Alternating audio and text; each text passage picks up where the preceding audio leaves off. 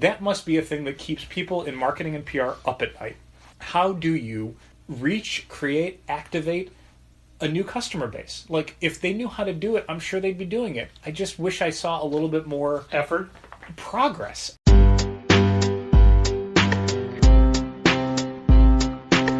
Come on and visit for any occasion. Don't keep patting down waiting. Comics and conversation. Keep the conversation moving along. Keep reading comics, keep your local store strong. If it's hard, then it's a job for the challengers. Comics and conversation, y'all. From Challengers Comics and Conversation in Chicago, this is Contest of Challengers. And now, here are Patrick Brower and W. Dal Bush. As longtime Chicago DJ and fellow podcaster and the announcer of Contest of Challengers just said, this is Contest of Challengers, a comics industry business podcast on the Yak Channel Podcast Network. My name is Patrick Brower. And I'm W. Dal Bush. And we own and operate Challengers Comics and Conversation in Chicago. In just under 3 months, Challengers will celebrate its 10th year in business, but both Dal and I, both Dal and I have been comic book retail professionals since 1990 for me and 1991 for you. Yeah, I mean, I was not a full-time comic retail employee in 1991. I was a freshman in high school. But still, True. Worked in a comic store. True. Never stopped. Well, stopped briefly, and then opened a store in the meantime. So there you go. Yeah. The reason we are giving so much extra detail about who we are and what we do is I expect that there'll be a bunch of new ears on this particular episode of the podcast. A few episodes back, we did kind of a time capsule episode of here's everything we think about tips and tricks on opening a comic shop, things to avoid, things to look forward to, and so on. So that when inevitably people keep asking us, hey, I'm thinking of opening a store, what should I do or not do? We can just point them to that podcast and go, here's all of our answers. Along those lines, Patrick had posted some information about how our 2017 went on Twitter, and that led to a lot of people asking a lot of follow-up questions that, frankly, we are too busy running a store to just answer all the time. So instead, we're going to spend an hour or so going over those numbers and going over those statistics and going over some of those questions people asked us here on this podcast, and then afterwards, we can just point people to this podcast. We have had other people ask us to give them quotes for their podcasts or things like that, and we have our own. Yeah, and again, not to harp on it too much, our main job is running a store. Because we ran a store, we have these numbers, but analyzing those numbers, giving feedback about those numbers, that is not our job. That is a thing we can do after we've done our job, which is what this podcast is, but it can't be the thing that takes the place of us doing our job. So while I understand that some people who listen to the podcast or who saw some of the coverage online have questions about that, this is not something we did as pundits or as people whose sole job is doing like a YouTube vlog. Like, this was the thing that you tweeted about in a few tweets on Monday, and then we had to run a store for the rest of the week. We didn't stop running the store to answer these questions. So now at the end of the week, we have some time to talk about that topic, and then that'll hopefully kind of put a pin in it. And if people have follow-up questions, we can just, again, go, here's the link. Go check out this podcast. Spend an hour or whatever the sense of being listening to that podcast. And then maybe if you have follow-up questions, like that can be another episode down the line. Posting statistics and figures and percentages after a year's worth of sales is not anything new for us. We do it every year. Yeah. But this year, it's some of those numbers that caught attention and made the rounds. I think the biggest exposure was a Bleeding Cool article. Yeah, but it also got picked up on The Beat. Yeah. And some people responded to the Bleeding Cool article. I think Outhousers got a hold of it. And then it was also in 2 different points in Reddit. I was informed by a good friend that we were the top story on the Reddit comic book page. Sure. And then our employee Donovan pointed out that we were also on the Chicago Reddit page. I guess the 3 things that kind of made this a news story are, 1, we used a dollar figure. A lot of times we'll talk about percentages because we don't want to talk about too much of the specifics, the literal dollars and cents of our business. There's things that we feel comfortable talking about, and there's things we don't feel comfortable talking about. And being completely transparent with how much money we make and how much money comes in the door and how much money goes out the door are things that we're not super comfortable being that transparent about. But this year we specifically said a dollar figure for some of these things, and that made people pay attention because it wasn't just a vague percentage.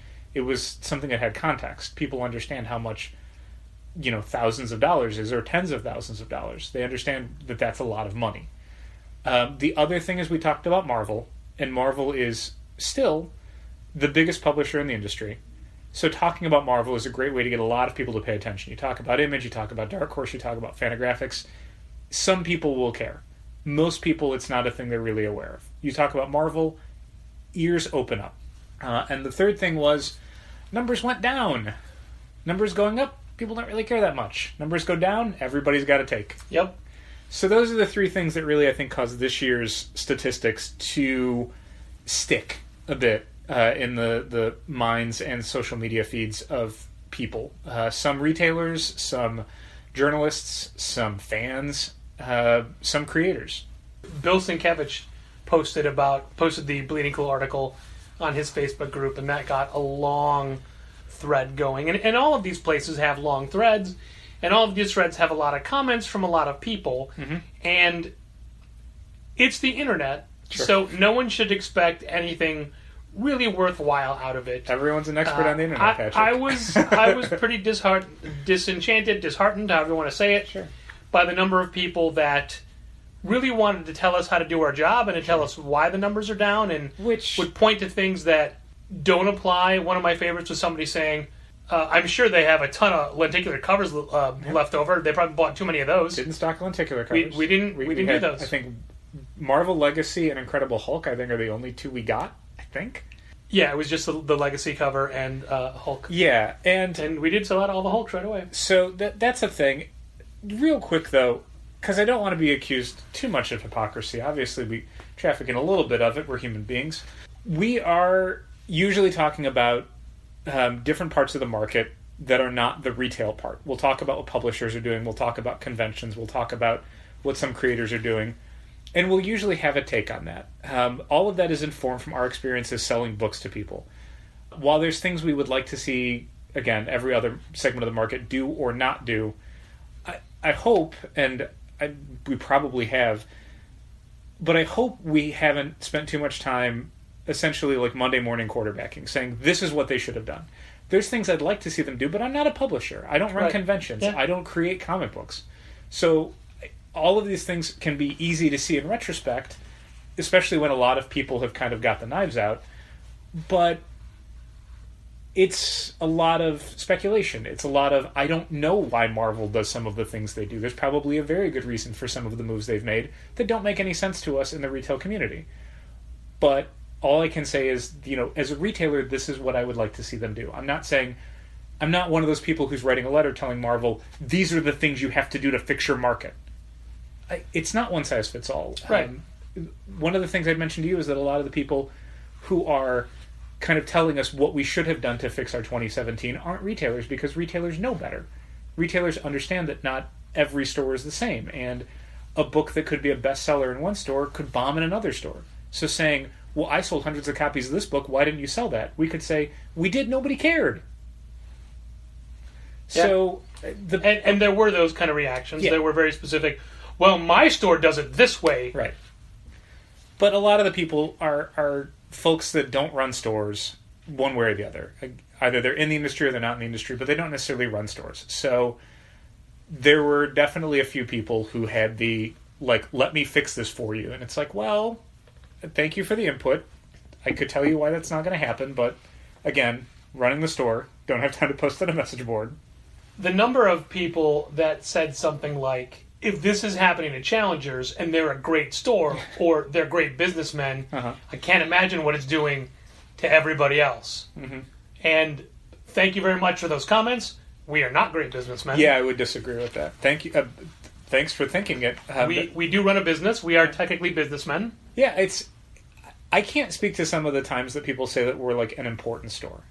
I don't know that I can see that. If people say that, that's very nice of them. No, it's not for us to say. But when they say things like successful or, or that we're good businessmen, those are the things I'd go, well, I mean, successful in the sense that, as Patrick said, we're about to celebrate our 10th anniversary, but, we're still, hanging on by our fingertips, and that wasn't just a 2017 thing. That was a 2016 thing and a 2015 thing and a 2014 thing. That didn't change overnight, and it hasn't been anything but the status quo since day one of Challengers. As a quick aside, I was doing most of the expenses for 2017 today, and I got to our Personal expenses? personal expenses, which is our paycheck. Yeah. What we each, quote-unquote, earned Right. for the year. Uh-huh. And I showed it to Gina Challenger, who's in today, Uh-huh. and she just said, oh, Uh-huh.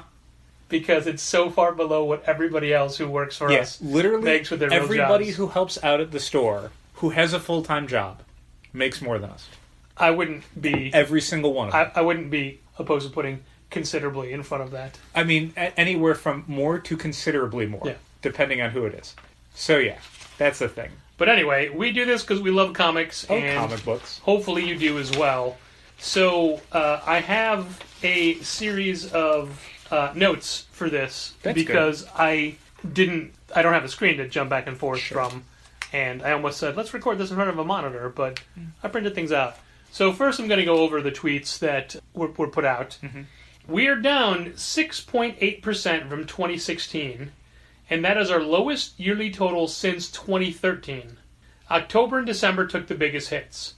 Overall, it's as if our 2017 only had 11 months. Yeah, there were Brian Hibbs from Comics Experience had posted his 2017 breakdowns, and he'd mentioned that like basically at his two stores, like I think at one of his stores, like every month of the year was down. Yeah. There were some months that were either flat or up. It was not constantly down. But the ones that were down, Were down catastrophic. Like the ones that were up were like a few percent. The ones that were down were like 10 to 20%. Like it was crazy. I read today a fellow retailer, his December was up 16% from last year. That's great. And I thought, oh my god, that would be the best. Yeah.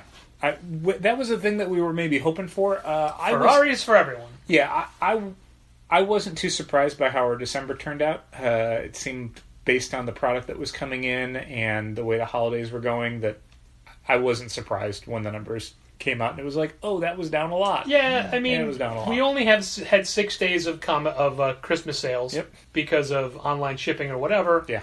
And also, we got snow on Christmas Eve, and I think that's a major factor for that Yeah, day and the following week. the cold and the snow definitely made people reconsider last-minute shopping on Christmas Eve. If you're not in Chicago and you're listening to this, we are averaging about 20 degrees below average right now. Yeah, it's been a bit of a cold snap. I don't know that that's necessarily changed things as far as like walk-in traffic and stuff. January is not a huge month for us. It's never terrible, but it's not, I don't think we've seen a huge drop-off in traffic from the first 5 days of January. One of the things that I had told Dal after we got these numbers was being down 6.8% wasn't that huge of a hit in my mind until I saw that it's our worst year in 4 years. Yeah, That's what really bugged me. 2015 and 2016 were clustered pretty close together. There was a bit of a jump between 2014 and 2015. And then 2016 was up slightly, but not really. And some of that was because near the end of the year, that's when we started to see some of the downturn start. Yeah. It was like in the second half of the year. It wasn't every month, but it was a couple months where like, oh, that's weird. It went down a lot. That's really strange. Basically in the lead up to the election and then everything since then. Yeah. So yeah, the drop off is mostly just because like we kind of hit another level back in 2014, and then now we've kind of dropped back down to the previous level. Yeah. So long as we don't go lower, Uh-huh. there's no follow up to that sentence. Just Yeah. so long as we don't go lower. Yeah, let's just leave that ellipsis right there. Let's see the big one. Oh, you know what? I did bury the lead. This isn't the correct order, but the main issue is what everybody's reporting on. But I buried it. Mm-hmm. So our DC Comics was up about $2,000. Yeah, that's flat, basically. Yeah, I mean, that's also, I mean, it's $40 a week. It's Rebirth. Sure. Rebirth turned things around for them, and Yeah. Better to be up than down, but $2,000 is sure. all right. We'll talk about this later. A lot of that is Doomsday Clock, Metal, Batman, Tom King. You take those 4 things out. Yeesh. DC sales. I don't know, man. Pins, T-shirts, posters, and toys are all up. Mm-hmm. I believe we talked about this a couple of months ago. We did. I think near the halfway point of the year, we started to compare some numbers, and those are the categories that we found to be up substantially. Mainly because, 2 years ago we weren't stocking enamel pins. Right. Our poster category was traditionally just the prints that we would make for the store, but we actually started carrying like legit, posters this year, and that helped a lot. Yeah, you know what? I actually, I did numbers and percentages, but chopped off a column that said what everything is. So pins are 7, category 7, right? Or 9? No, 9. 7 is... What is 7? 6 is supplies. 7 is posters, T-shirts. So I guess that's pins. T-shirts and posters are 2 separate categories. I'm sorry, pins and T-shirts. Yeah. Yeah, that makes sense. So that category is up 61% from 2016. Yeah. That's a great jump. That's great. 61%. It definitely justifies diversifying our product mix a little bit more. It's always a tricky thing for us because we definitely see ourselves as a comics first bookstore. Bringing in things like T-shirts and pins and buttons and posters feels like it's diluting what we're doing, but at the same time, if that stuff is pulling its weight and it's clearly something that people want, it's very hard for us to say we don't want to make that money, especially in a year where comic books are down. You're seeing, if you're not seeing it already, you'll be seeing a lot of comic shops that are not already dabbling in other markets, figuring out what other markets work for their stores. Sometimes that's gaming, sometimes that's toys, sometimes that's nearly anything that can bring in more people than comics is bringing in. Toys, as you just mentioned, they were up 17% this year. Yeah, we expanded the toy section a bit, and we moved it out of Sidekicks into the main store, and I think it definitely gave it a little bit more visibility. We've been stocking higher numbers of like Marvel Legends and some other action figures, so that's helped us a lot. I didn't sell any Black Panther Legends today. No, sorry. Nope. I've also been buying more robot toys, so you're welcome, Patrick. No, thank you. Posters were up 37%. Yeah, again, that's mostly just because we're stocking 24 by 36 posters with like superheroes and stuff on them. And like that, this is our first full year ordering and stocking them the way we have them now, with that one dedicated rack and bagged and boarded on the cardboard flats and things like that. Instead of just selling Rogues Gallery prints for $5 every few weeks. Or posters. Yeah. I haven't. Have you sold any Rogues Gallery's posters? Yeah. Oh okay. Prints. I meant prints. Yep. I said posters. I got to bounce back to the actual tweets. Forgive my archaic setup for this. We were down over $15,000 in graphic novels and trade paperbacks. Yep. And Dal did some wonderful breakout of 2016 versus 2017, and these are going to be percentages. So we do a variety of additional categories for our graphic novels. We break them down by publishers and by a couple other categories. Publishers are Marvel, DC, Dark Horse, Image, IDW, as well as an other publisher category that's kind of a catch-all. We also do a separate category just for Sidekicks, all of our all ages and younger readers graphic novels, and that category supersedes who's publishing them. So Marvel Digest, that's going to be for younger readers, is going to go in the Sidekicks category, not in the Marvel category. We had some theories about what was responsible for the drop in graphic novels. I thought it was going to be Image. There haven't really been a lot of hit Image comic series, which usually means there won't be a lot of hit Image graphic novels. And a lot of what we were seeing in the top 100 graphic novels for the year were series that had already been running. It turns out that is not the case. The big drop is DC, which saw a drop of about $10,000 in graphic novels. So 2/3 of the drop in our graphic novels, DC. I've seen some people online talking about a drop attributable to New 52 not being a brand anymore. So essentially, all of the people who would be reading kind of the back catalog of most DC superheroes only has the Rebirth graphic novels to buy, so the New 52 sales don't exist. It's weird for me because I don't think we ever sold a lot of New 52 graphic novels. I think it's more Vertigo related. There's possibly. We're not doing runs of Transmet or Sandman Fables. or Y or Fables anymore. Y sells occasionally, and that's largely on the back of Brian K. Vaughan fans. But yeah, most of like what you'd consider like the staples of Vertigo, Fables, Preacher, Transmet, Sandman, don't really sell that often. 100 Bullets like never sells. So it could be that, but I don't... It's weird to me that would be a 1 year change. Like, Fables has been over for a bit. Like, I don't know that people suddenly finished up Fables in the last year and were like, done. Like, people were still finding it and they were midway through the series or whatever. And Sandman, like, that's just a staple. People are still finding Sandman. We still sell a couple of copies of, not the whole 10-volume series, but a couple volumes each week. But we've also changed how many we stock for the shelves. We do, but we've done that across the board. Everything has gotten a little bit more of its belt tightened. So I don't know. I don't know where a quarter of our DC sales went for graphic novels. I don't know. She's a mystery. I don't know. Some other categories, Image, it turns out, only down slightly, like less than 10% of a drop for them. Marvel, I think, was up. Marvel dropped a bit. So Marvel dropped about, I was going to say $5,000, but... Yeah. The rest of our drop was mostly Marvel and Image, but a smaller amount compared to DC. DC was 2/3 of the drop, which is nuts.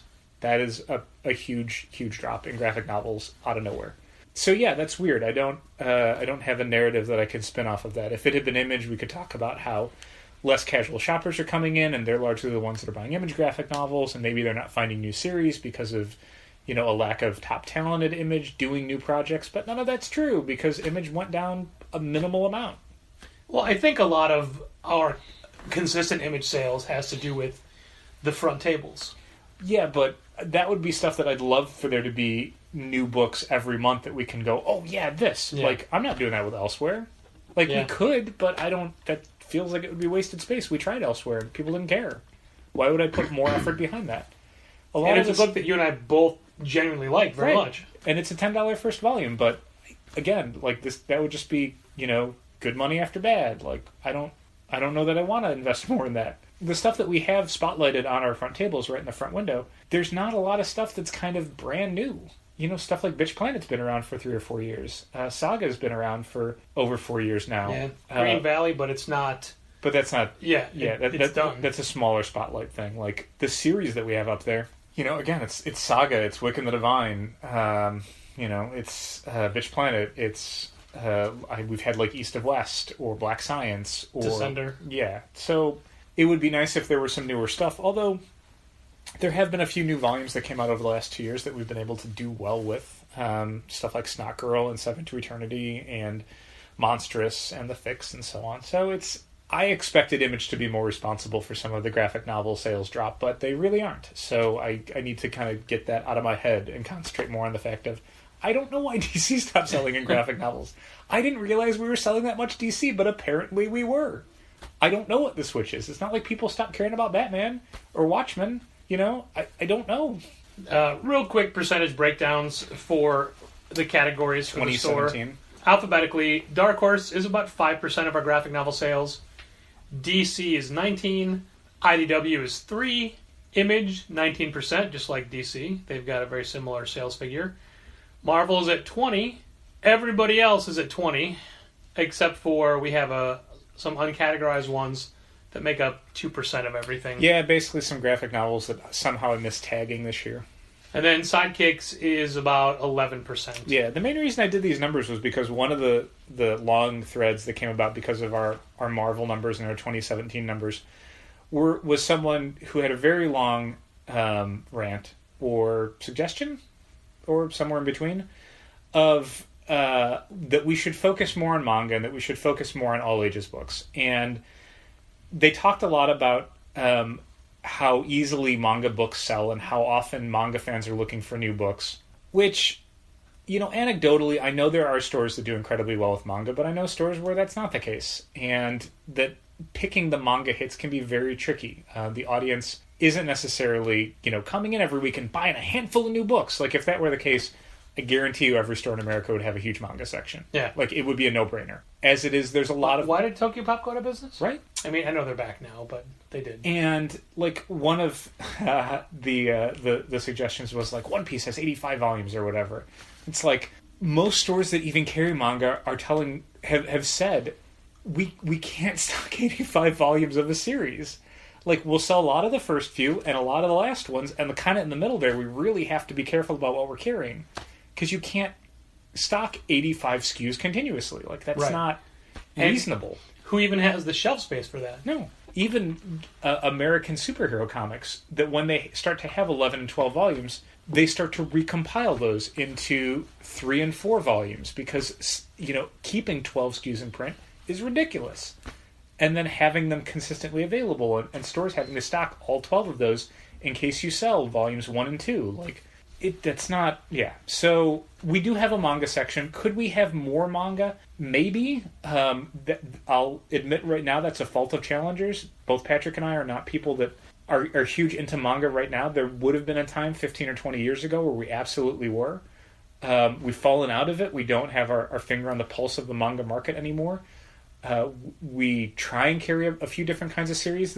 Yeah, I order a lot of new stuff that sounds fun to me, but none of them have been hits yet. No, and it's something that you and I are bad at promoting and pushing because we don't read them and we don't understand what they are. Like, we might be able to know the synopsis and kind of who the market is, but we can't pitch people on it in the same way we can, a North American comic series. We only have so much space to devote to it. If we devoted more space to it, we'd probably have to stop carrying some other things, and I don't know that we want to do that necessarily. And the same person who had suggested, like, Junji Ito, like, we carry Junji Ito, it's fine. We sell Junji Ito. I'm sorry they're not going to be in the top 100, but I guarantee you there's a lot of books that people like that didn't make our top 100. There's books I like that didn't make our top 100. That doesn't mean we're not selling them. Right. It means they're not the best-selling graphic novels we have. And not to digress from a digression, but some of the fervor with which people are telling us how to do our jobs online is generally why aren't you selling more of this book? And some of that is personal preference. Like, there are absolutely books that I love that we can't push or we can't sell or that we don't sell enough to make a top 100 list. That doesn't mean we're not carrying them, and it doesn't mean we're not pushing them. It just means that one, for instance, didn't make it all the way through to being a hit book for Challengers. So, to the people who are saying, well, sell this book and everything would work out, like, that is your opinion.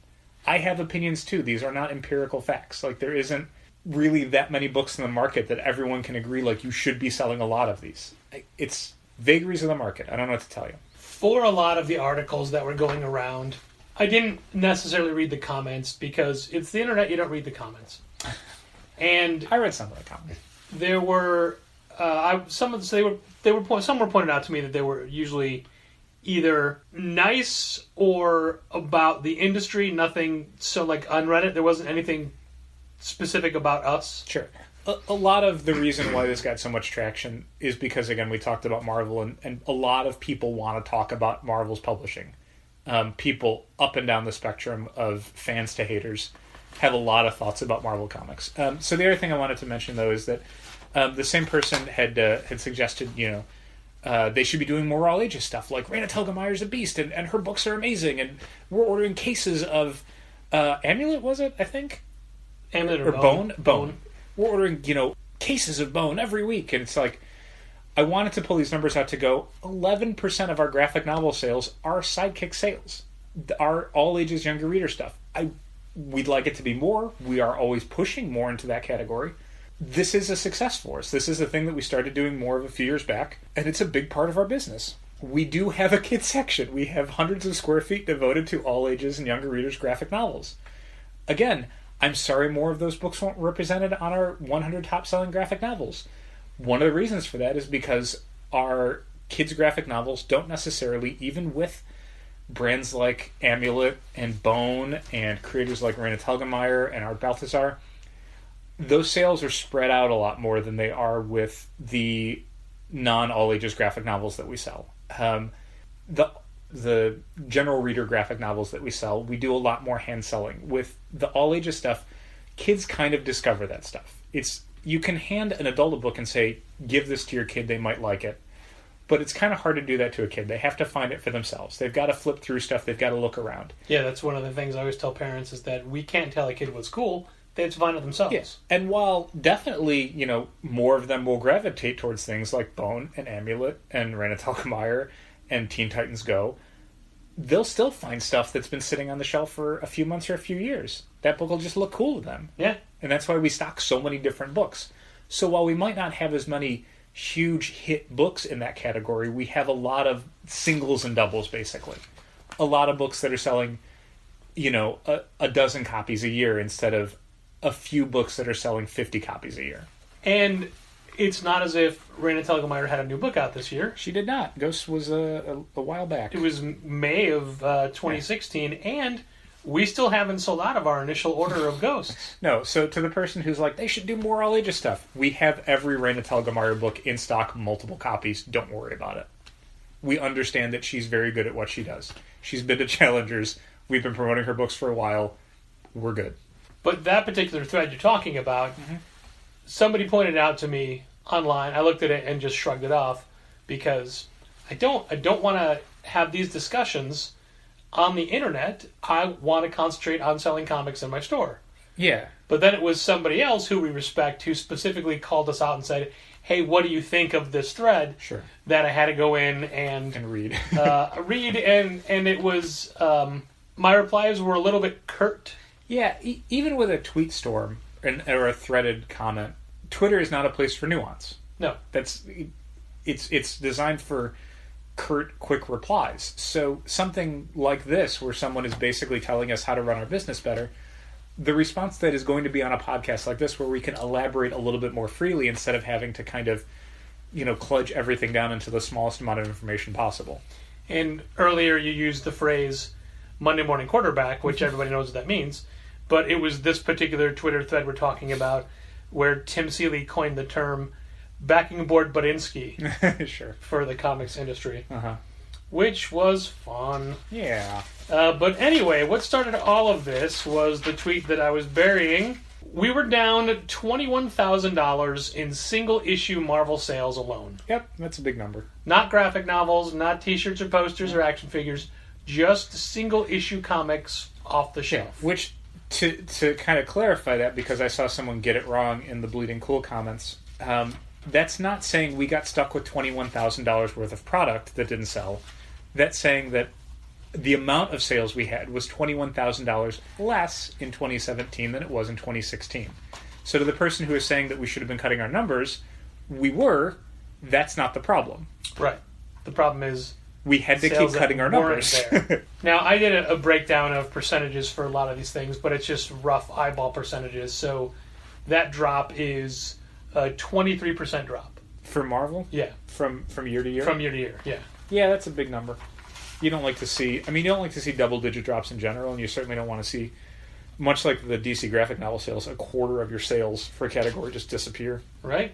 And the reason we're talking about all this, and the reason why Marvel is so important to our sales, is not because we are so in love with the idea of selling Marvel comics.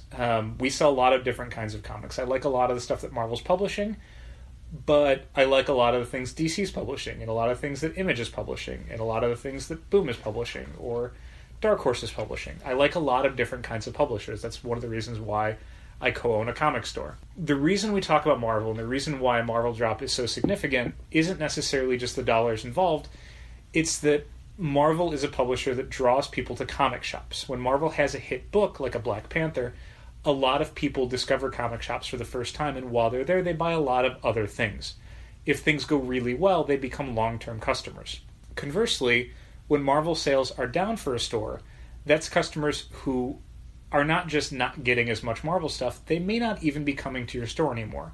So it's not just that they're not getting Amazing Spider-Man or the X-Men from you anymore, it's that they're not coming to your store to buy Amazing Spider-Man, X-Men, Batman, Doomsday Clock, Saga, Paper Girls, and so on. That's a customer that you might have lost above and beyond the individual comics they buy week to week. So a lot of the drops that we see in other categories could be attributable to the drop in Marvel. It's just a halo effect. It works both ways. Marvel sales go up, a lot of other sales go up. Marvel sales go down, the opposite. It's not as if the people who are not buying Marvel books say, well, I was spending $12 a week on comics, and now I'm not doing that for Marvel. What can I buy for my $12? Yeah. That money goes elsewhere. Yeah, we're not selling widgets here. You know, if you stop liking Amazing Spider-Man, it's not like, well, I guess I'll get Blue Beetle now. These are not, you know, apples to apples comparisons. And there's certainly a demand for people's money in every type of media. Entertainment is everywhere. More streaming services every week. Every single week. More digital comic services all the time. Sure. More people who are just finding new ways to take money from people without having those people leaving their homes. Sure. We talked more about that last week. And one of the bigger things about this that we're talking about making its way through social media and getting more eyes on it is the number of other retailers that are in a similar situation. Yeah, one of the reasons why we post this stuff in general, our top 100s for comics and graphic novels, things on Twitter about how our year went, is to kind of normalize the discussion, to have it not be the sort of thing that people say to each other at retailer summits or at bars after conventions. You know, to kind of say, look, this is an industry that we're all participating in, not just retailers, but again, creators, publishers, fans. These are discussions we need to have if we want things to get better. And everybody who does this for a living may have a different take, may have a different solution. Sure. I don't know. A question that was asked on the boards this week that is... I don't know that... I mean, Facebook groups are very important for getting like-minded people to talk about a thing, or to crowdsource ideas, or to figure out how to get more people into the stores. That is a question that people ask because our customer numbers are down. This may be something we were going to talk about later, but when we talk about like the Marvel sales going down, people have come to us and said, like, well, what's the solution? What should change? What should they do differently? And sometimes that's talk about the content, and sometimes that's talk about, you know, the corporate culture at Marvel, or, you know, the amount of books they're producing or whatever. And all of that has an effect for sure. But a lot of that stuff can be, you know, your mileage may vary. Most of the books that we do well with at Marvel are things like Thor and Squirrel Girl and Ms. Marvel. Like America #1 was one of our top 100 books of the year. And yet that's some of the stuff that some retailers and some fans point at and go, well, they need to do less of that. I would say no, please do not do less of that. Yeah. I don't know if more of that is the answer, but less of that is not the answer. So, you know, talking about how the content can change, we won't know until a hit book comes out what the content should be. The thing that consistently worries me, and the things that it seems like both Marvel and DC have not gotten substantially better at, is not just creating and cultivating new, more diverse material for a market that is more than just the regular Wednesday Warrior people who have been buying Batman and Spider-Man since they were a kid. They make that content. DC has it with things like Young Animal, and Marvel has it with, again, most of the books I just mentioned. The problem is that when they create this content, they pitch it to the Wednesday Warrior audience who's been buying Batman and Spider-Man books since they were a kid. That audience couldn't give a shit about Milk Wars as a Young Animal crossover. Right. Like, they don't care about Shade the Changing Girl. The thing that these companies need to be doing is that beyond making the material, pitch it to the audience that you're trying to reach. Like, if you're trying to grow the market, relying on comic shops to do that, I don't have the budget for that. I don't have the infrastructure and the marketing department and the PR department to promote these comics the way they need to be promoted. I will never forget being at the DC Retailer Summit as they were talking about the Young Animal stuff coming out, and when asked how they were going to promote to that audience that is not coming into comic shops buying superhero comics, to get them to come into comic shops to buy DC Young Animal stuff, their answer was, Gerard Way has a great Instagram. Yeah. Like, that's... It's all his job. That is not the answer. Like, there are huge people in other industries that cannot mobilize their fans via social media to go to comic shops. So relying on that as a solution, a year's worth of Young Animal sales will tell you that was not the solution. Gerard Way's Instagram is not a replacement for a PR and a marketing department and a PR and a marketing budget. So it's not enough for them to make something at Marvel like Black Panther World of Wakanda. You have to get the people who would read it, who would appreciate it, to go to comic shops and buy it. And for the people out there who are saying, well, trade sales, well, digital, most of these books wouldn't be canceled if those two were viable. The reason why Ms. Marvel and Squirrel Girl are bulletproof at Marvel is because their digital and trade sales are there. Those books do not necessarily depend on monthly comic sales, although Tom Brevoort has said again and again, issue-to-issue sales do matter, and those books aren't necessarily in danger. But yeah, but you cancel Iceman before the first trade is out. Sales must be miserable for that right? book. So yeah, I like Marvel and DC as major publishers doing material that's for new audiences. I just need them to tell those new audiences that they've made these books. Well, look at Superhero Girls as a property. There are Superhero Girls products across so many different lines. Sure. Not only are there... And those graphic novels sell like crazy. The graphic novels, younger reader books, activity books. Coloring books. Yeah, we stock them all. They sell great. So clearly, like, one part of Warner Brothers can tell people that these things exist. Right, Why is so DC doing that? And they know the action figures and the outfits, and it became a brand. And when they first announced it, we thought, oh, this is going to be great. Yeah. And then they said, well, it's not going to be comics right away. And we thought, oh, boo. Mm-hmm. But when it is comics, Sure. it I don't know that people are coming in specifically for that, but it's selling well to the people that are coming in, and it is a thing people know about. We've got kids that get that book, and their parents will tell us, like, they just found, like, the DVD at the library. They can't stop watching it. They're so excited about these characters and these stories. Like, that's awesome. It's super fun to see. And so, again, like, there's ways to reach new audiences. I don't know why Marvel and DC proper are so bad at it. Like, and I don't have a suggestion for that. That must be a thing that keeps people in marketing and PR up at night. How do you reach, create, activate a new customer base? Like, if they knew how to do it, I'm sure they'd be doing it. I just wish I saw a little bit more Effort. progress, I guess. I'm beyond the things of, like, you know, sending retailers PDFs and doing banner ads on DCComics.com or Newsarama or whatever. Like, we all want the same thing, which is a larger customer base. You know, we need more people in the market to support all of the stuff that's currently being churned out. You know, if every book in the market went up a few thousand sales, like, that would create a huge middle class for the market. Like, that would create a lot of opportunities for a lot of creators to make comics their sole job. It would allow more stores to open and so on and so forth. So again, making the content is an awesome step one. Step two is the really difficult one, which is, again, I can count on one hand the amount of books in my memory over the history of Challengers that people have come to the store for the first time to sign up for those comic books. I don't mean like they came in to buy a graphic novel or whatever. I mean monthly comics. They came in and said, I want a subscription to Lumberjanes. I want a subscription to Black Panther. It's not a lot of books. No. And we would love to see that be a regular thing where each month, you know, someone's coming in saying, I heard about Fence. What's Fence? Can I get Fence? Fence looks great. Runaways. I heard, you know, one of my favorite authors is doing Runaways. I want to read that.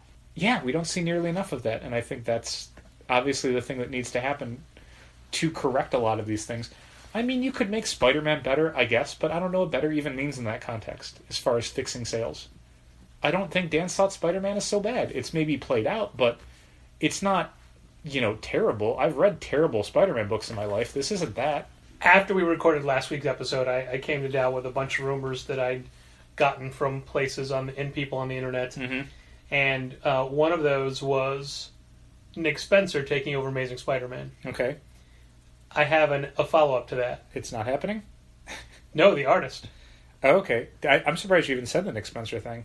Well, I mean... Did you hear about it? It's a rumor. It's not... Well, I mean, if you heard about it in like a non... Like... Yeah, I'm not betraying any confidences. Okay.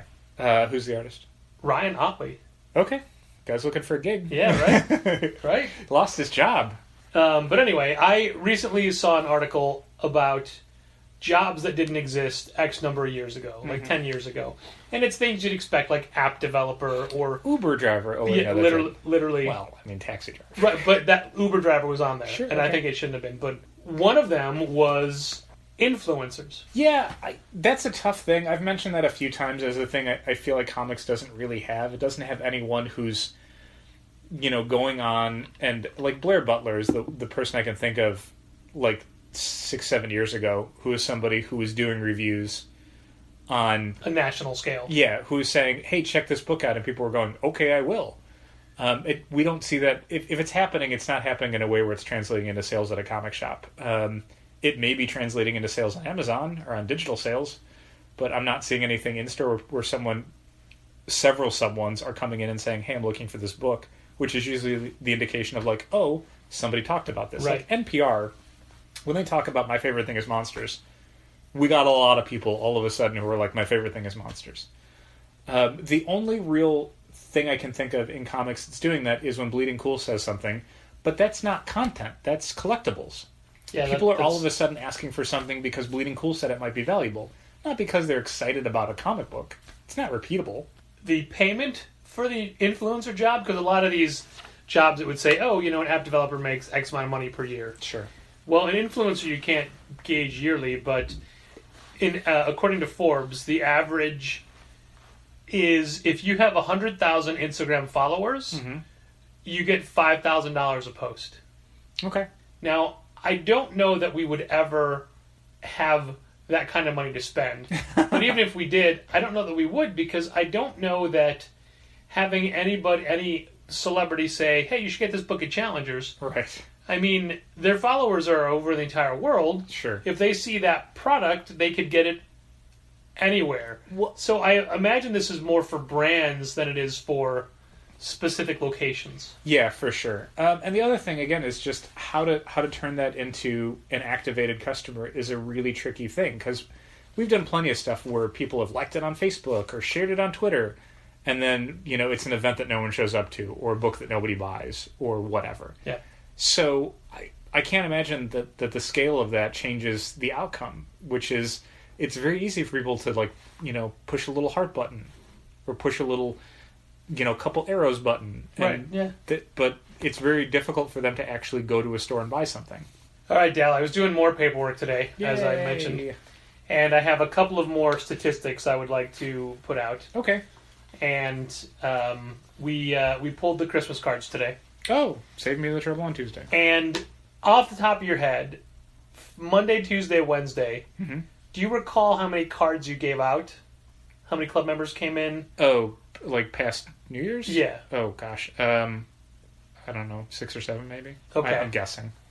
So today's official count was 87.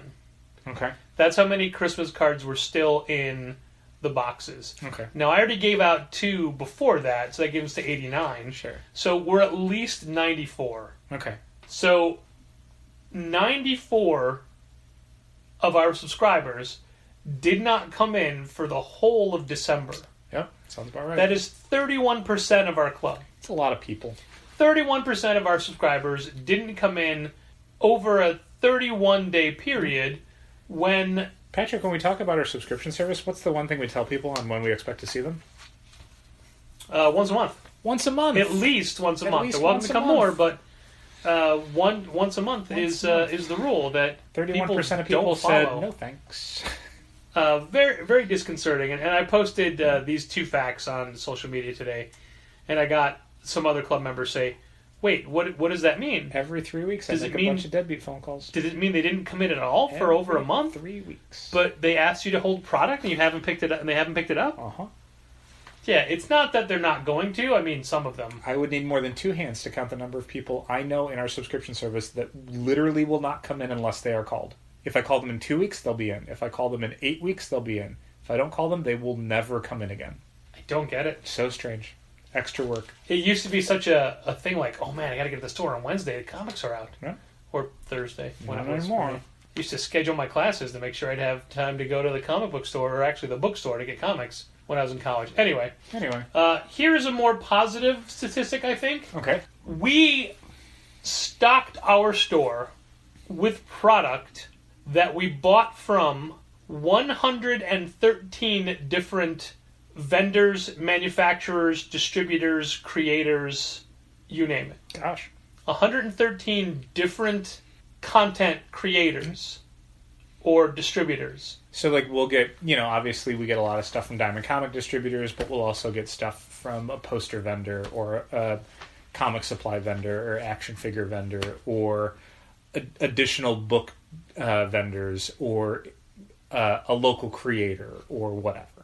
All of those different things. Yes, 113. Nice. In the past, not specifically from this week's threads, but some reviews have always been like we're Marvel or DC heavy or what have you. 113 different places where we got product from. Yeah. I think that is a wonderful number. Yeah, we're beyond our consignment section where people can just come in and say, carry my book, and we go, okay, sure. There are a lot of people that we reach out to. Oh man, if I included consignment doesn't consignment books that never sold. Yeah, triple the number that we just said. Yeah. But we do work with a lot of different kinds of people. There have been people that who've contacted us through email that we've said, that looks great, let's get some. There's people we've met up at conventions who we've taken a business card and said, hey, we want to do more with you. Yeah, whole lot of different creators over the last year that we've bought stuff outright from.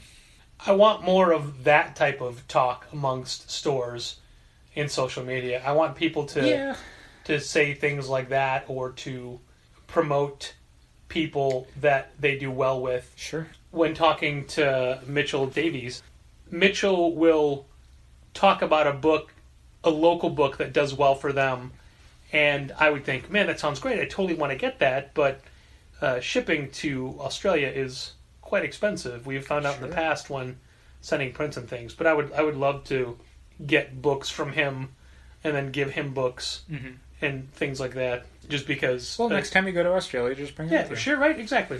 You never know. Summer there now, right?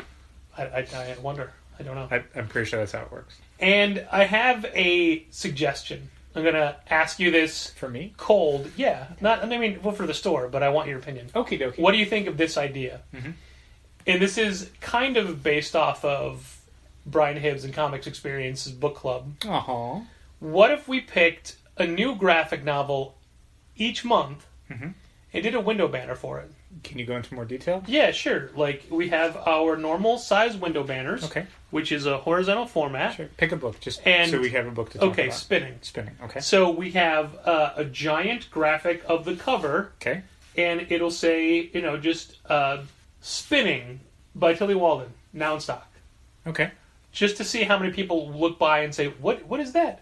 To get people to come in and see a book and get a book. Well, we've been talking, and this will be a topic for an upcoming episode of Contest of Challengers once we have more details, but we've been talking about revisiting the idea of a book club or a discussion group or a book party or whatever. Would it be better to tie those two things together? Maybe, but I don't know that I would put... you would just basically do, like, let's say the book of the month is Spinning, and that's what's going to be the book party. Yeah. We do all this stuff that you talked about, but then a smaller banner at the bottom that says, like, come in and talk about Spinning on whatever night we're doing the party.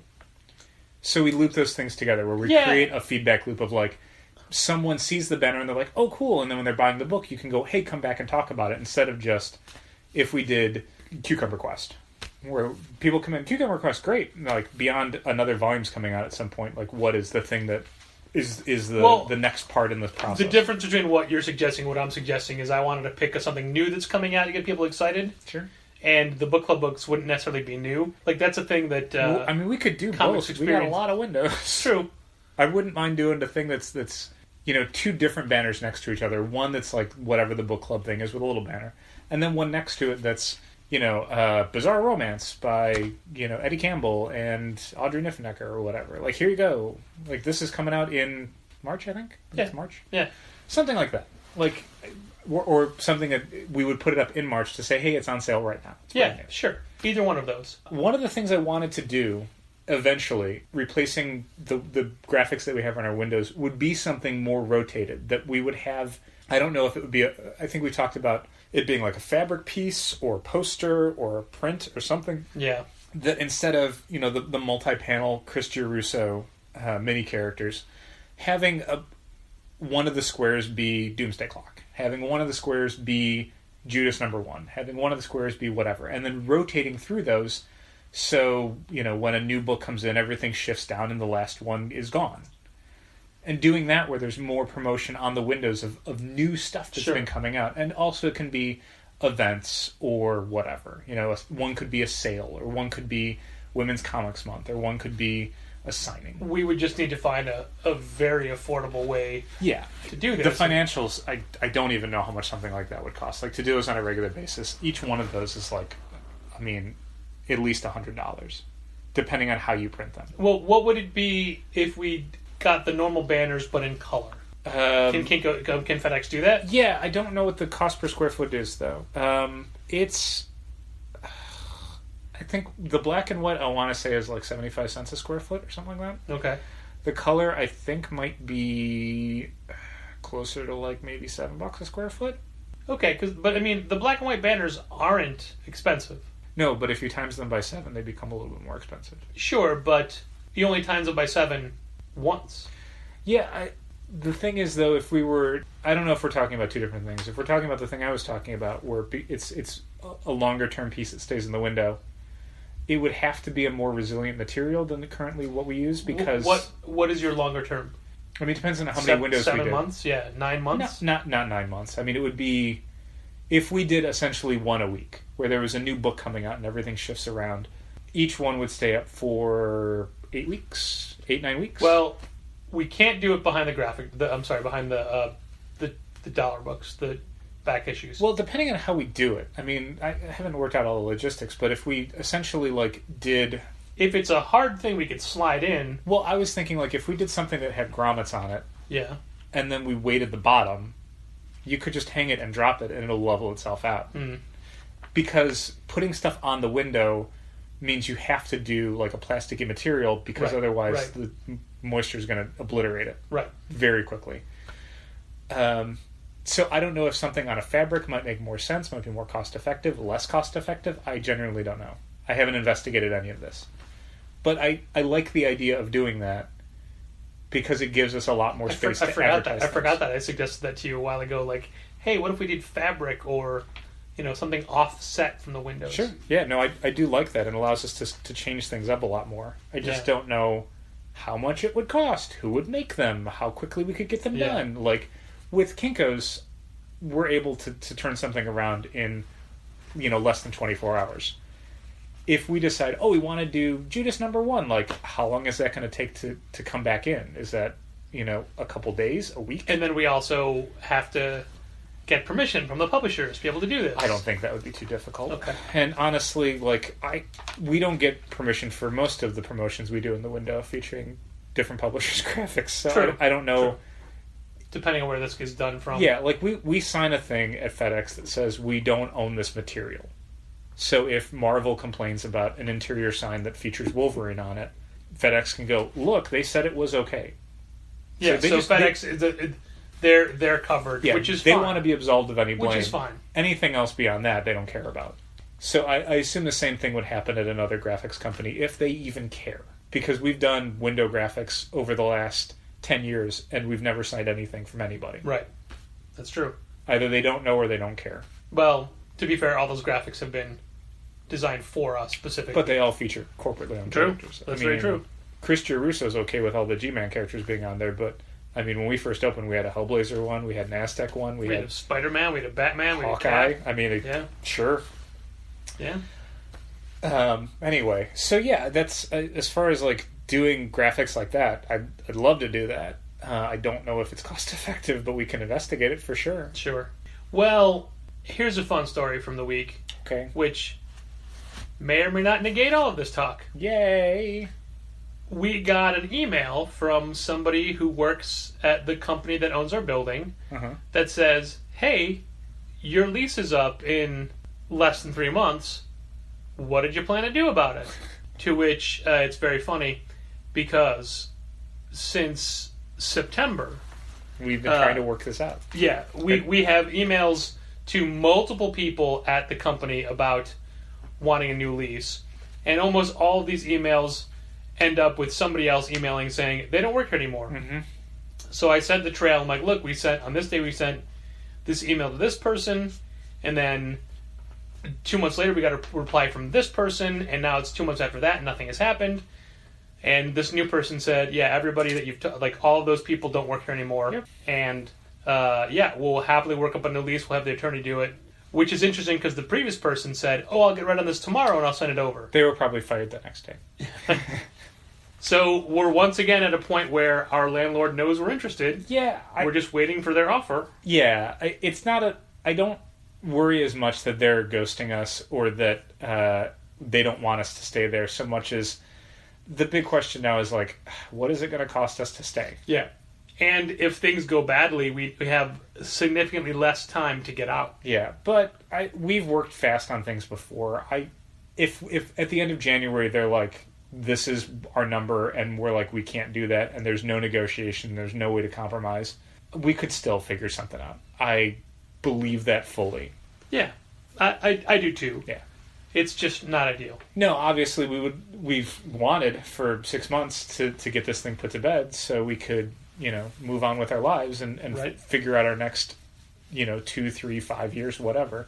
So yeah, hopefully that'll get resolved to everyone's satisfaction. We'll see. Yeah. In the meantime, though, we've got a couple of great events scheduled for the store. And the first is our annual I Love You, But I've Chosen comic sale, which is a 25% off of everything in the store except held merchandise or previously discounted merchandise. And nothing that's marked new this week. And nothing marked new this week. But one of the benefits of this sale is if you spend over $100 before tax, how did you phrase it? Pre-tax. Pre-tax. I mean, before tax is fine. It says the same thing. You get a free I Love You But I've Chosen Comics t-shirt. Each year a t-shirt is designed specifically for this sale. And you don't get it immediately because we did that the first few years and that was bad. Yeah, we print to order, so we take your size, we produce the size that you're asking for, and then when it comes in, usually in about a month, we will give you a phone call and let you know that your shirt is in. This year's design is by Chicago designer and illustrator Chris Olsen. I showed it to Gina today, and Gina got very excited and liked it very much. Cool. Which is always a good indication of how other people will like it. Because, this shirt can be enough to make people spend extra money to get it because it's a rare thing. It's happened before. And if people don't like the design, that's not going to work. No, it's true. So we always try to get somebody who we think can have a good eye for this. And this design is unlike any design before. It's true. But I think you could say that about a lot of the designs. Okay. Anyway, that sale runs all day for 7 days from February 7th through February 13th. Yeah, that's a Wednesday to Tuesday. That's a full week. So if you come in on Wednesday, all the new books, sorry, they're not part of the sale. That's the first, this is one of those times. One of those sales where it doesn't change midway through. Yeah. There's been times where, the sale starts on a Monday and ends on a Sunday, so things that are not on sale on Tuesday would be on sale on Wednesday. Yeah. But this isn't one of those. Okay, interesting. So that sale ends on a Tuesday. The very next day, which is a Wednesday, which February is Valentine's 14th. Day. Valentine's Day. Who do we love most in comic books? That's right, Mr. Miracle. Mr. Miracle, how great is that book? So great. How great is that book? Oh, great. Issue 6 comes out next week, and then they take a break, and then they do the Mr. Miracle Director's Cut. #1 Director's Cut, which is all the pencils, all the script, and a brand new 8-page story recounting Mr. Miracle's origin by Tom King and Mike Norton. Chicago's own Mike Norton. An 8-page story never seen before, made just for this book. Brand new material just for this Director's Cut. So we're going to have Mike Norton in from 5 to 7 signing that very book and anything else. And hopefully not talking about Lil Donnie because he's tired of that book. Or talking about that. Much like Alec Baldwin. But it's so good. So we're just announcing that here now. Yay. Yeah, I mean, it's on our website, but we haven't talked about it on the podcast before because it came together real quick. And, this is Mike Norton fighting Ryan Brown for most appearances at the store. Yeah, we'll have to see how 2018 goes for Ryan. Although, to be fair, Amber Benson's pretty high on that list as well. Mm-hmm. The week after that, the Wednesday after that, February 21st, there's a new book from Alterna coming out called The 12. It's only $1.50 because that's what Alterna Comics costs. It's a good deal. And we'll have the creator, Patrick Trehay, I still don't know how to say his name for real, Trehay, in the store signing that book. And then, oh man, March is filling up so great. Yeah. Women's Comics Month is March. Second annual Women's Comics Month. And for this year, we are doing up to 3 creators every Saturday and Sunday for the month. Yep. And so far, we've got people like Lucy Knisley, Megan Rose Gedris, Rachel Bard, whose stuff we love, So much. Stephanie Myded, who did the banner for us, The Women's Comics Month header. Sarah Beacon, who's been at the store numerous times for events in the past, Beaks. Andy Bell, who did still get me with that. That's why I do it. I know it. Andy Bell, who did the header images for last year. Yeah. And a bunch more people. More than so many people. More than half the spaces are filled, and some creators are even talking about traveling many, many miles to be here to be part of this. 7 miles. That's out of all state, the way from Pilsen. out of state, coming as fast as they can. That'll be a thing. So that is leading up to our future, which the end. You know I think the 31st is a Saturday. Is that right? Yeah. I'm going to look. I got my phone. Yeah. I can look. I think Do you think? Do you know if there's a calendar app on the iPhone?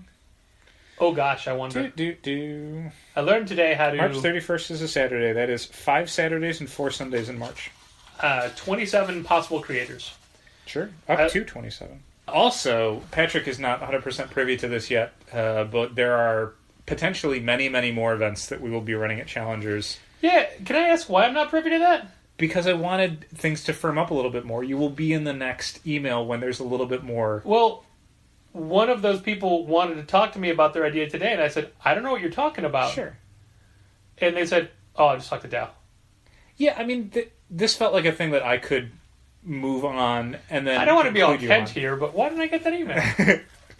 Because some things it's easy for us to all be involved in, but sometimes it moves a little faster if one of us. And you've had instances where you've been like, I will handle this, I will do these things.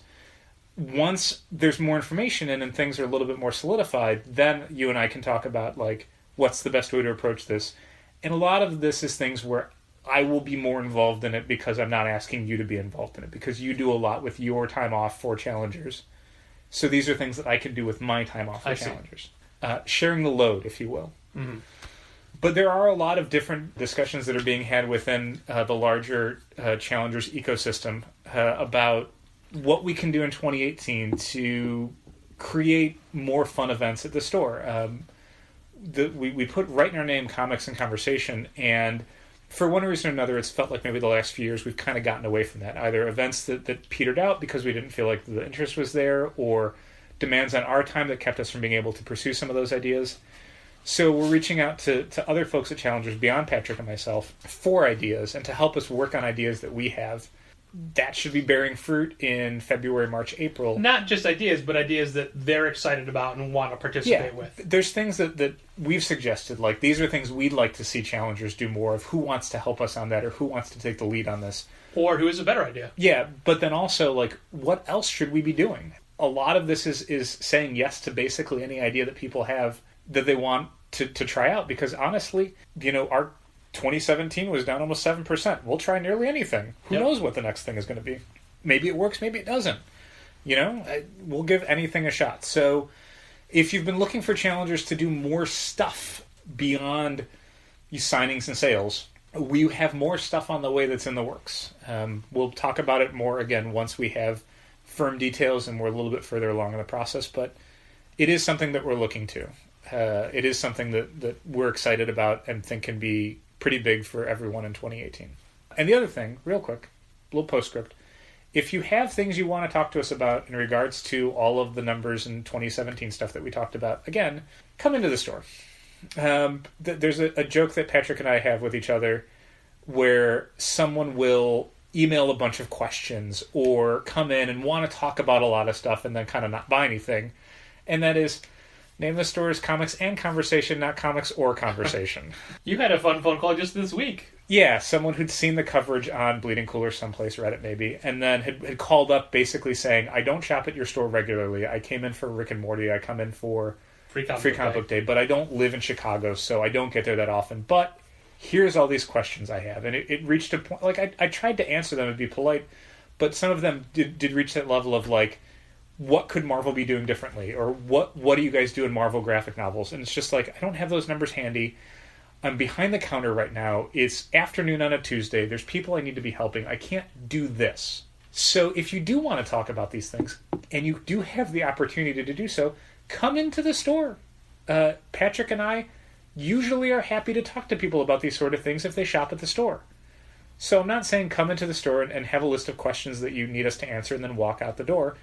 Maybe buy a comic or two to make it worth our time. Because usually if we're doing these discussions, if we're answering these questions, it's keeping us from helping another customer or working on something that we need to work on for the store. So there needs to be a little bit of a quid pro quo. But we are happy to talk about these things with people who come into the store. Like, if you've got things you want to say about how you think Marvel's doing, or if there's things that you'd like to see a company doing, or if you're curious about how something operates for a comics retail store, we'll talk about that. Sure.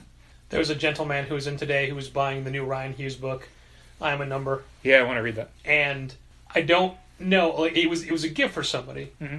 And he asked if we could wrap it, and like we couldn't, but it was just the right width for one of the paper bags. Oh, cool. So I slid it in and taped up a little bit.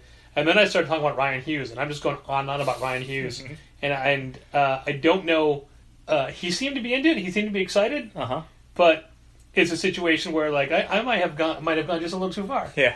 Like, maybe he just wants to leave. Yeah. Maybe he is Ryan Hughes. He didn't have an accent, but who knows? Maybe he put one on, like an that's an fine. American accent, just because he's wonder, like, I don't want them to know it's me. I don't want to be seen he was buying my own excited. book. But then there was another gentleman who was in buying several local books. A book by Rachel Bard and a book by Marie Anger, and I can't remember her name. The woman who's doing My Boyfriend is a Bear. Oh, golly. Right, anyway, that's not about that. I said, hey, some of these books are from local artists that we've had at the store before, but also we're going to be doing this whole thing all throughout the month of March, so I pitch Women's Comics Month and you go all through it, and he's from out of town. Ah, come back. And he won't be in March. Come back in But March. It's a good segue. It's a good, oh man, if you like this kind of stuff, come back the entire month of March. Yeah, for sure. Again, just a ridiculous amount of incredibly talented creators, from folks that have won Eisners to folks that are putting together their first mini comic. It's great. It's great. Cat Ferris, by the way. Thank you. And I thank you for listening. And keep reading comics. So, Dal, I have two stories I forgot to tell you while we were recording. Okay. And now they are bonus stories for the next episode, which is the current episode to anyone listening. Someone's listening to right Yeah, now. But sure. to you and I, living in the distant past, it's an upcoming episode. We're also recording in a different place, so maybe echoey. Or Yeah, I wonder how the acoustics are going to turn out. we'll find out. Yeah. So I pull into the garage yesterday. The door was up when I got there. Yep. And I pull in, and I'm not... It's exactly 11 o'clock. Okay. I'm not early. I'm not late. 11 o'clock on a Friday. Yeah. Okay. So I pull in, get out of the car. The door to the building bursts open, and the maintenance guy comes out. Bursts open. And he says, "It works." And I say, "What? Your remote? It works." I'm not going to do his accent. Sure. And I said, "Yeah, it's always worked." Yeah. I thought it didn't work. The remote is the only thing it does I'm like, work. no, the door goes up on its own. It's possible somebody has the same frequency. And it's the wall switch that doesn't work. And he looks at me, and then I go, and that switch doesn't work. And he says it doesn't work. Well, unbeknownst to me, there's a wall switch at the door, the garage door itself. Oh, okay. If you're looking at the garage door like from on the left panel, from the inside of the building, Yes. looking out into the alleyway. and it has a lock feature. Oh, okay. So once it's down, you click lock. It's locked. No one can open it. Okay. So he said, just lock it. And I said, all right, how do I do How it? do we get in when it's locked? How do I do it from when I'm leaving? It's bad that the door's opening while the car is in there and while we're in the building, Right. but it's also bad when it's opening at 3 a.m. when no one's there. So we're having this discussion because we got a letter from the building saying, hey, you never close the garage door. It causes problems in the cold weather. Please close the door. Yep. We always close the door. We hate the door when it comes open Sure. Doesn't because help of us the at gap at the bottom of the door that leads into the building. Cold air does get in, Yep. and we don't like it either. But we're not doing it. It raises by itself.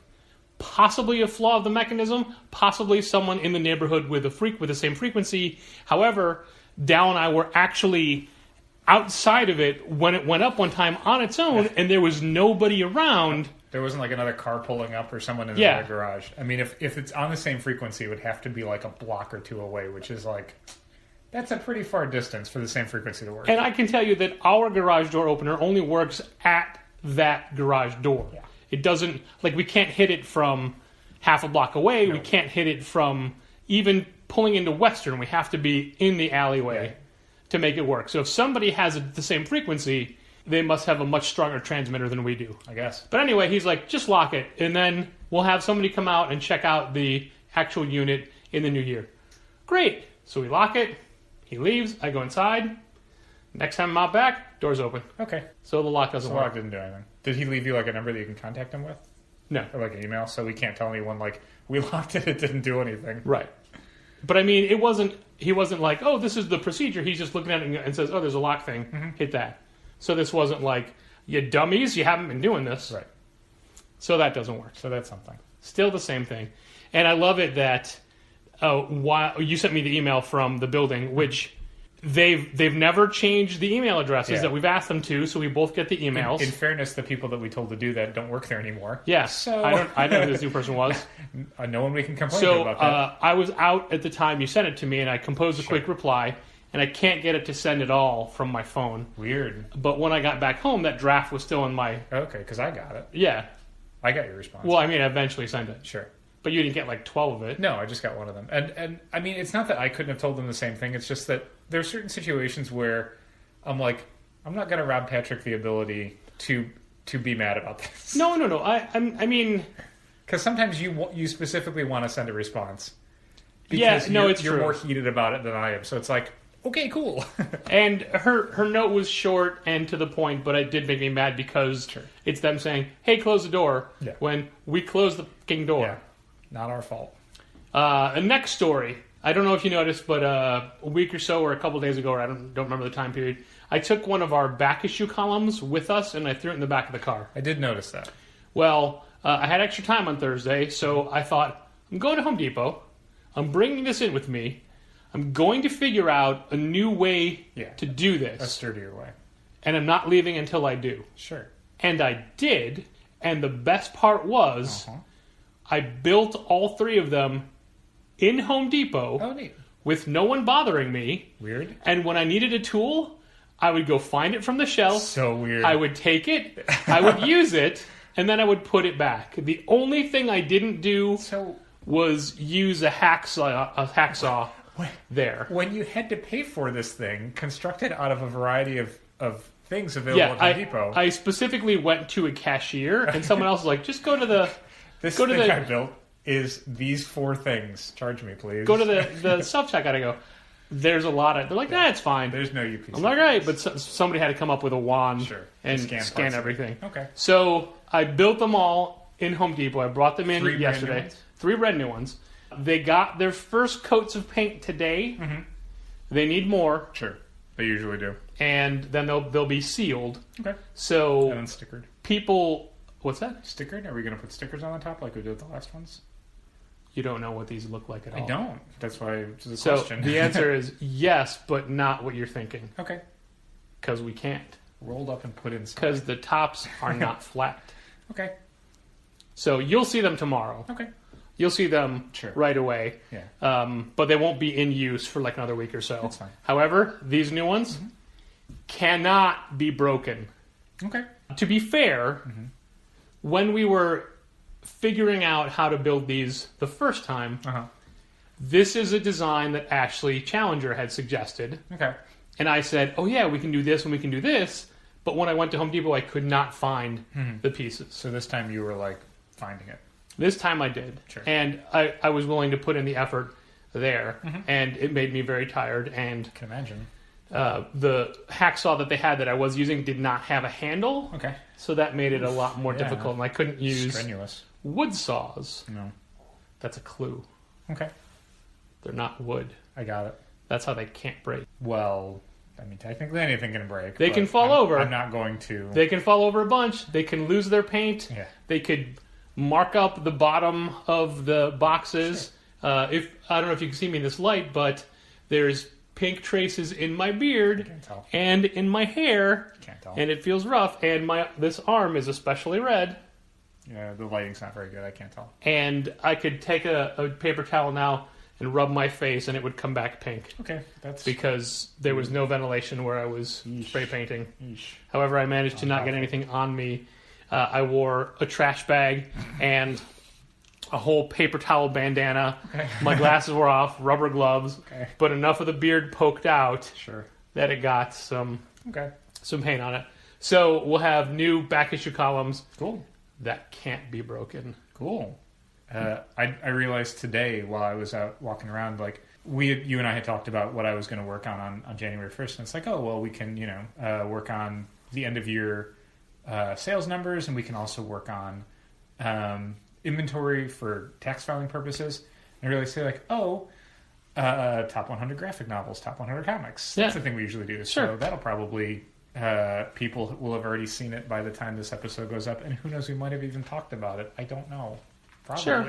It's possible. But I mean, usually we split them comics for one, I graphic don't novels know the if other. there will be a lot to talk about with them this time Okay. around. I mean, I could be wrong. This might have just been a 3-hour podcast and people are laughing at me downplaying the significance of those numbers. But in general, I don't feel like there's going to be a lot to talk about. I'd be shocked if there's a lot of like, oh my god, I can't believe how this thing did. It's going to be a lot of like, no, those are the things that we sold a lot of. And I everyone expect talked about. Santa's Husband to chart, but not real high. Sure. It'll be on the top 100, but I don't. Yeah, but I mean, that's all we Yeah, do. yeah. Not much higher than that. But anyway, so that's a thing. So there it is. Stories, leftover stories, and glimpses into the future. Yep. This has been Contest of Challengers. Thanks for listening. Keep reading comics. Challengers is located at 1845 Northwestern Avenue in the Bucktown neighborhood of Chicago. 773-278-0155. Keep up to date with new releases and events at challengerscomics.com. Like Challengers Comics on Facebook, follow @Challengers on Twitter, and help fund this podcast at patreon.com/challengers.